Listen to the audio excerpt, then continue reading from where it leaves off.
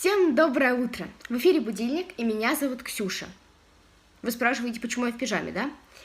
Нет, сегодня не день сна. А знаете, какой сегодня день? Сегодня день непослушания. Я думаю, многие из нас в некоторые дни совершенно не хотят ничего делать и хотят не слушаться. Сегодня это официально разрешено. Кстати, День непослушания празднуют несколько раз в году. Например, 5 января. 5 января в некоторых странах родителям запрещено наказывать детей. Иначе древнее балканское поверье гласит, что дети будут весь год оставшиеся очень и очень плохо себя вести. Еще в некоторых школах тоже празднуют День непослушания. Кстати, в вашей школе празднуют День непослушания? Лично в моей не празднуют, но некоторые ребята рассказывали, как это у них там проходит.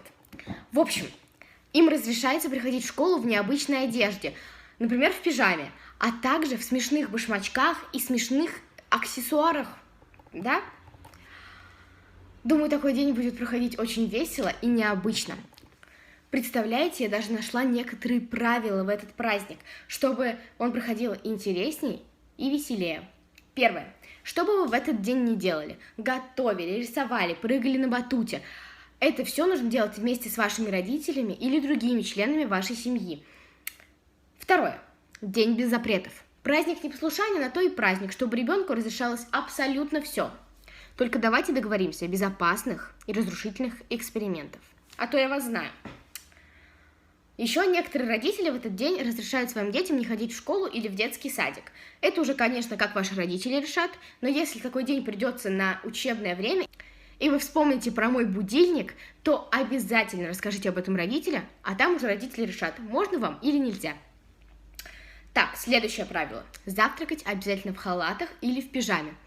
А так как день непослушания всего один денек можно оставить и не помыть посуду, но только один денек. Праздник непослушания позволит снизить градус напряженности и отношений между вашими родителями и вами, отвлечься от конфликтов и порадовать друг друга. В эфире был будильник. Идем умываться, делать зарядку и чистить зубки. Всем пока-пока!